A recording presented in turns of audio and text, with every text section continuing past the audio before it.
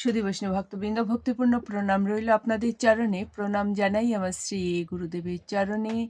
প্রণাম জানাই অনন্ত কোটি বিশ্বব্রহ্মাণ্ডের নায়ক শ্রী ব্রজেন্দ্র নন্দনন্দনের চরণে। সুধী বৈষ্ণব ভক্তবৃন্দ, পর্যায়ক্রমে আমরা চলে এসেছি ষষ্ঠ অধ্যায় ধ্যান যোগে 16 নং শ্লোকে। আসুন আমরা উপনীত হই।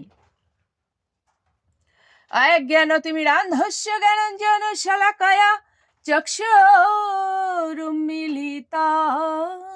যেন তস্मै শ্রী গুরুবে নমঃ।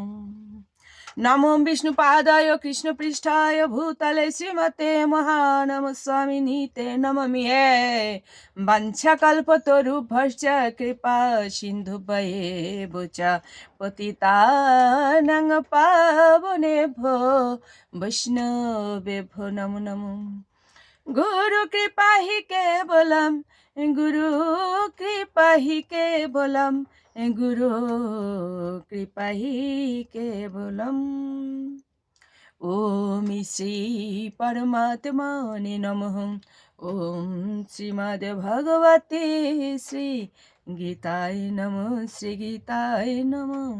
শ্রী গীতায় নমঃ। নারায়ণং নমস্কৃত নরং চৈব নরোত্তমম দেবীং সরস্বতীং ব্যাসং ততো জয়মুদীরয়েৎ। মুখং করোতি বাচালং পঙ্গুং লঙ্ঘয়েতে গিরিম ইয়তে কৃপা তমহং বন্দে পরমানন্দ মাধবম।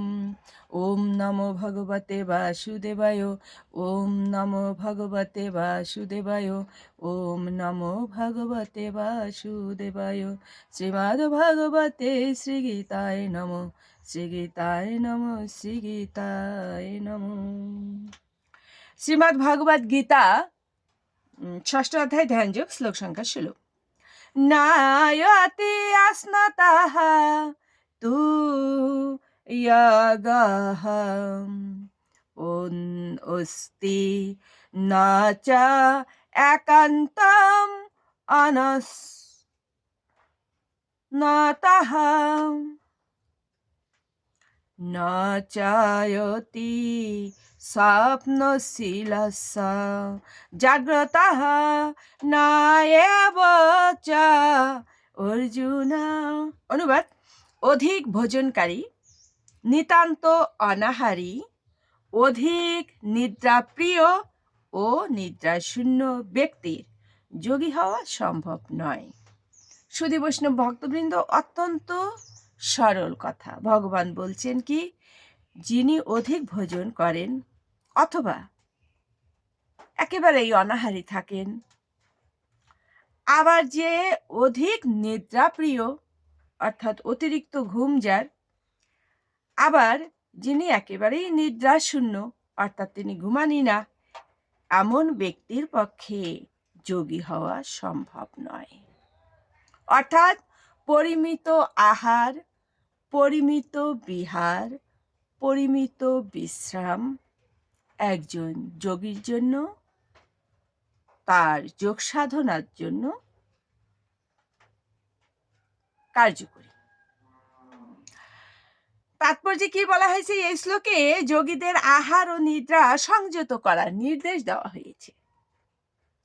অতি ভোজীর অর্থ হচ্ছে যারা প্রাণ ধারণের অতিরিক্ত আহার করে। মানুষের জন্য ভগবান যথেষ্ট পরিমাণে খাদ্যশস্য, ফলমূল, দুধ আদি দিয়েছেন, তাই পশু ভক্ষণ করা মানুষের কোনো মতেই উচিত নয়। ভগবদ গীতায় এই প্রকার সাদাসিধে খাদ্যকে সত্য গুণময় বলে বর্ণনা করা হয়েছে। মাংসকে তমগুণ সম্পন্ন মানুষদের আহার বলা হয়েছে। তাই যারা মাছ মাংস আহার করে, মদ পান করে, ধূমপান করে এবং ভগবান শ্রীকৃষ্ণকে নিবেদন না করে আহার করে, তারা আহার দোষের ফলস্বরূপ নিঃসন্দেহে পাপের ফল ভোগ করে। সুধী বৈষ্ণব ভক্তবৃন্দ, একটাই কথা, সেটা হচ্ছে যে